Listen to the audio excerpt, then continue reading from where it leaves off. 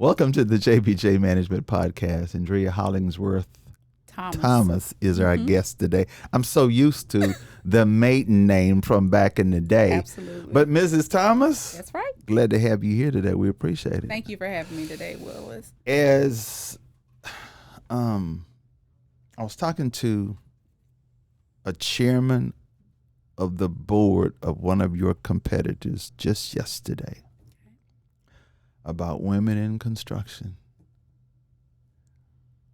It's a new day. It is. Let's talk about your role, one, with JE Dunn. Okay. Two, how did women get to carry this hammer and the nail now in construction? What happened? Well, my role with JE Dunn, I am the senior regional diversity, equity, and inclusion manager for the South Central region. Wow. So I support offices in Austin, Houston, Dallas, Tulsa, and Oklahoma City. Around DE&I under marketplace, workforce, and workplace. So one of our VPs, when asked what I do, he basically says that I am the Swiss Army knife for the region, and I really do take that as a compliment. My background, Willis, almost 15 years, Parkland Hospital, supplier diversity director there, was responsible for all of the efforts around the new hospital. The new hospital. Parkland 2.0. How well I remember. How well exactly. Yeah. So really not new to this, definitely my passion. But to answer your question as to how women are kind of taking up the mantle of construction. Everywhere. Well, first of all, we know that women can do just about anything. Better. Yes. Yes. And when you look at the types of buildings and we are constructing, we want to be sure that we are bringing different perspectives. And oftentimes, a woman is going to bring a unique perspective just because of how we look at things. And I think that has come to bear in that there are more women getting into STEM. There are more women getting into those engineering background, engineering courses, programs at colleges, and seeing that construction, while has been traditionally a male-dominated industry, which we know, that there are definitely roles that women can participate in that have not traditionally been seen. So you have VDC, virtual design for JE Dunn. Our VDC VP in the South Central region is a woman. And then project management is another area where women are thriving in construction. But we also have several female superintendents, which, that's boots on the ground. But I think it is just, number one, more exposure, and then being intentional. A few weeks ago, right here in Dallas, all of our female operations employees gathered, I should say, in Arlington at the Lowe's Hotel. Mm-hmm. We have an annual Moment Connection where the Lowe's Hotel that you built. Well, we didn't build this one. We couldn't get in that one, but it was the one across the street. However, but all of our female operations employees gather for 2.5 days, and it's called our Moment Connection. So it's our women's ERG, our employee resource group. And so we have all of our leadership to come in and really talk about the experiences that the women are having, out at the project site on the operations side. And this is something that's very unique. I'm not sure that any of our competitors are doing it, but it gives an opportunity for, all of the women to come together to share their experiences that they're having, but then also to get exposure to leaders across the board. So all of our executive leadership team is there, from our CEO, Gordon, to our chief financial officer, who is a woman, Beth Sokoop. So all of them come in and really get an opportunity to not only talk about the things that are happening on the projects, the experiences they're having, but also to have some fun too. So listen, in construction, we like to have fun. Well, the interesting thing about that to me, Indria, is that our firm has started to morph into document controls, project management. And I'm thinking about, we have 4 people working on construction related projects. Mm-hmm. Of the 4, 3 are women. Yes. And they're good at it. Right. They're good at it. Attention to detail. We tend to have that skill set over men. Not to say that men don't pay attention to detail. No, but we don't. Right, but men oftentimes are like high level, big picture. But women like to get into the details, and construction, if nothing else, is about details, especially as it relates to drawings and RFIs and things of that nature. We are definitely going to be the ones that are paying attention to detail. We're going to see the things that maybe a man might overlook, and we're going to ask questions that we just don't do it for whatever reason. For whatever reason. There's a young brain, lady on our team. Her name is Kimberly Loza. She's working on the DISD project for us in document controls. And one of the exciting things, she is working on the elementary school that she went to. She's 25 years old. Oh, wow. But she went to elementary school there, and now she's working on that particular school. Full circle moment. Exactly. Mm-hmm. So and I said to her, did you ever think that this would happen? She said, no, but when I was in the 11th grade, I got interested. So here's my question. To parents who have not just daughters, right, but sons, when should they get involved, and what should they prepare for to get in the construction business? Because it's a new day in construction. It is definitely a new day in construction. We really, as early as elementary school. Wow. Because once, we go out and we visit high schools, but really once, students have gotten to their sophomore, junior in high school, definitely their senior year, they kind of have an idea of what it is that they want to do. And what we have found is that it's really about exposure. So when students, younger kids are made aware of the different types of construction roles there are, I always use the example that my parents, really were like, go to college, get a good education so that you don't have to work outside. And that really, for the time, I understood and understand where they were coming from. But had I been exposed to construction younger, I might have gone a different path. I've seen just so many different opportunities. As I mentioned, VDC. So if you are interested in gaming, you have virtual design opportunities in construction where you can use that skill set in a construction environment. We have models that literally are 3D models that you can scan a QR code and the model will come up on your phone. And we use those models to, especially around MEP systems, to figure out where to place systems before we even get to, putting it down on paper.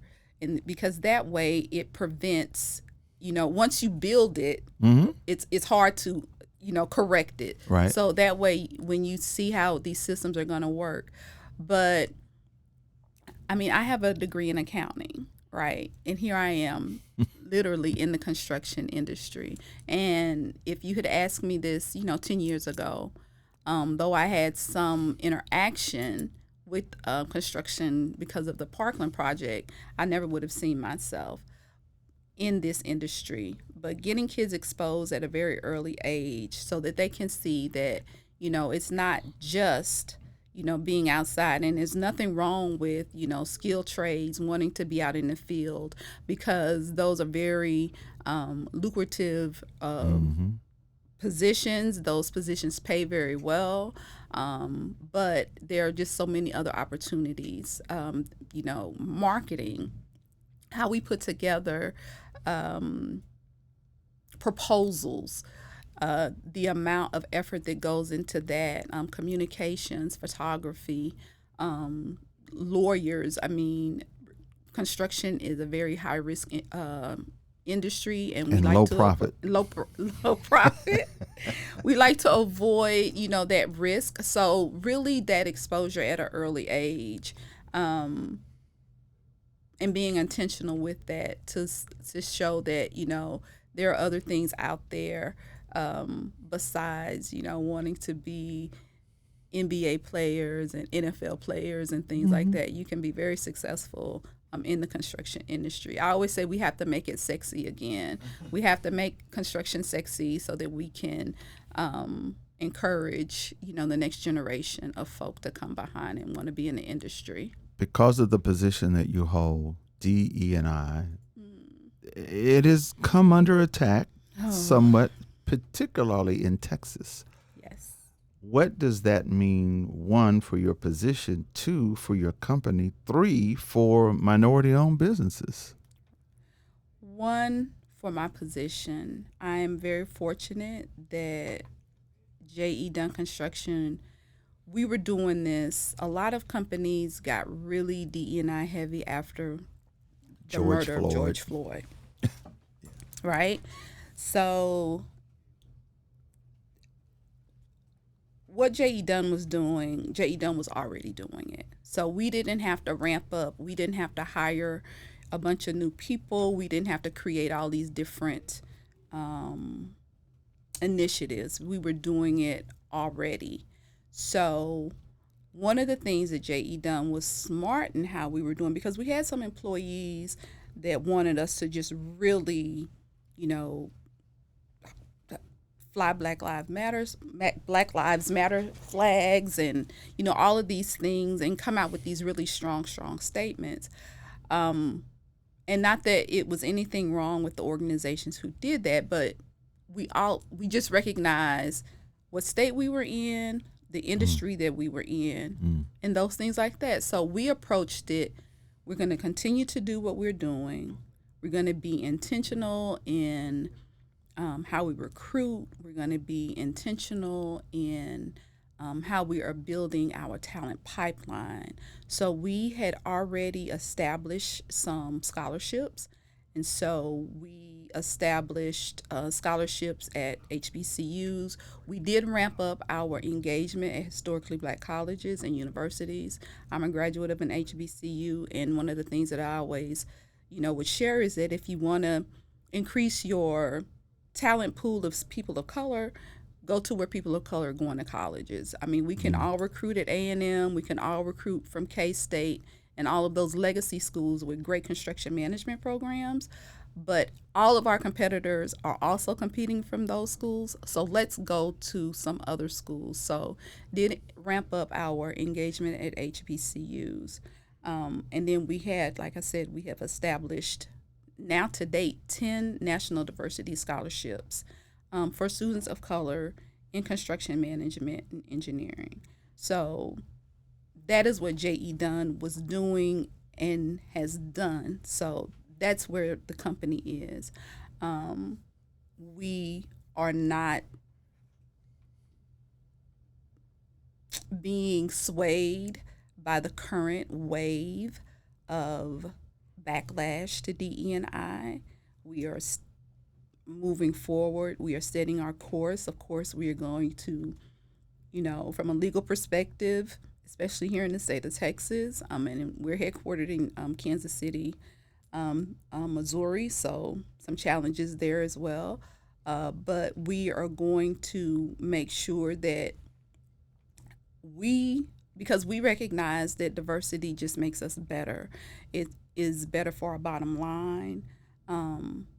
It is better in how we are able to innovate and provide solutions for our projects. So we recognize that, and we will continue to not necessarily.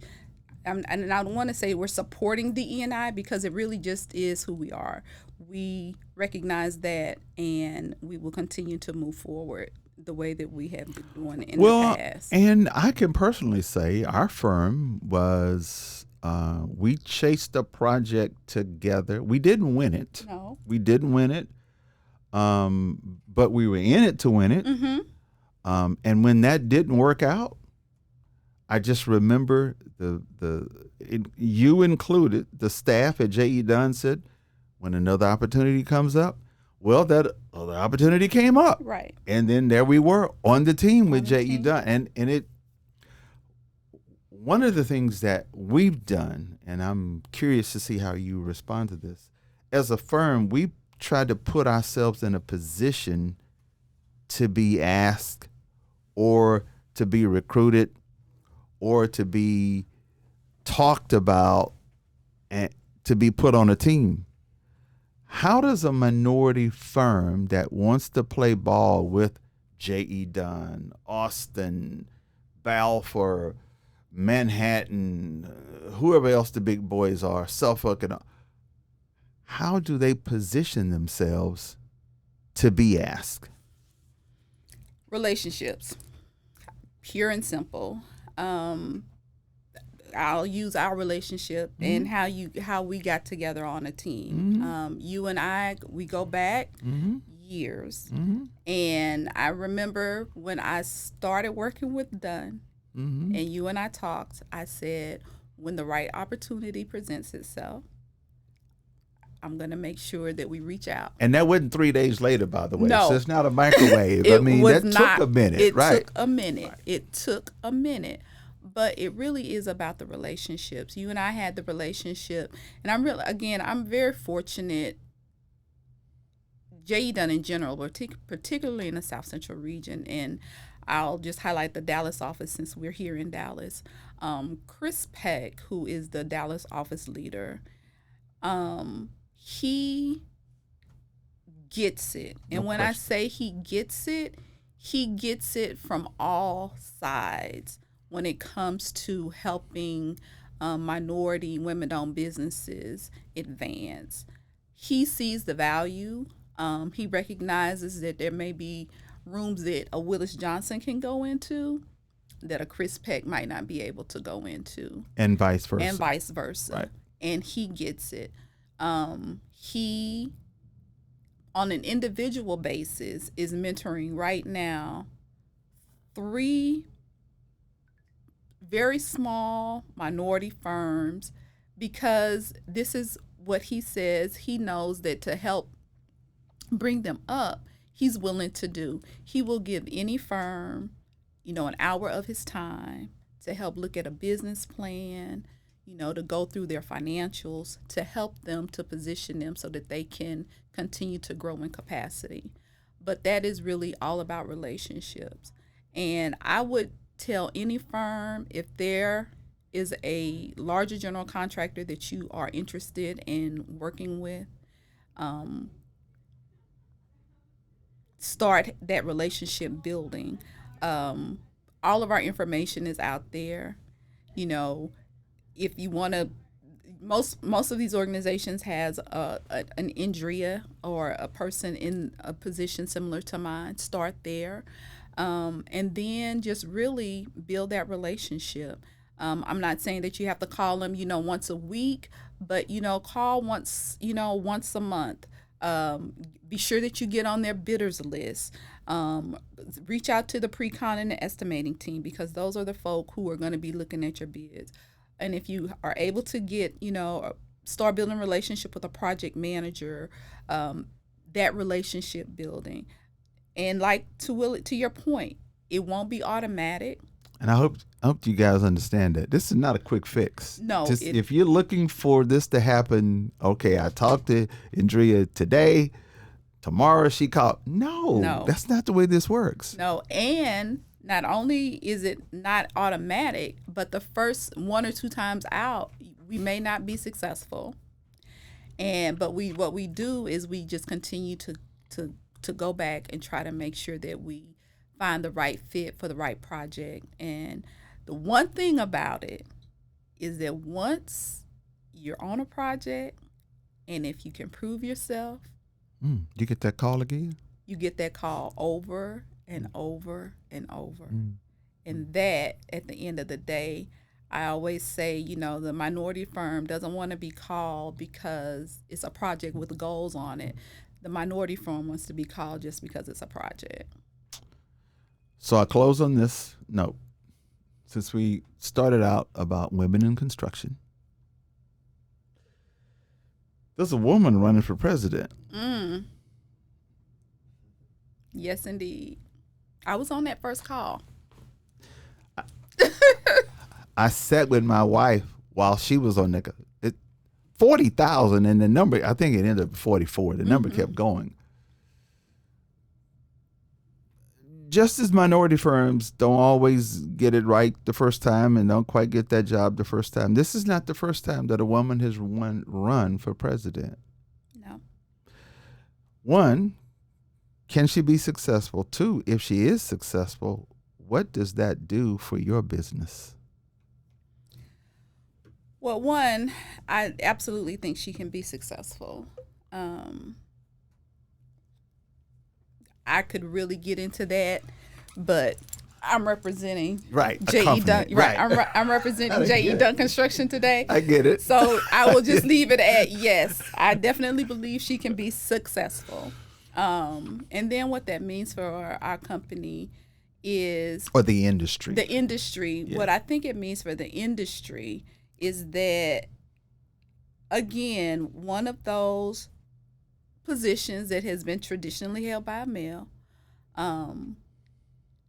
with the potential of it being the country being run by a woman. I just think that women bring a different perspective in that we are more willing to be collaborative.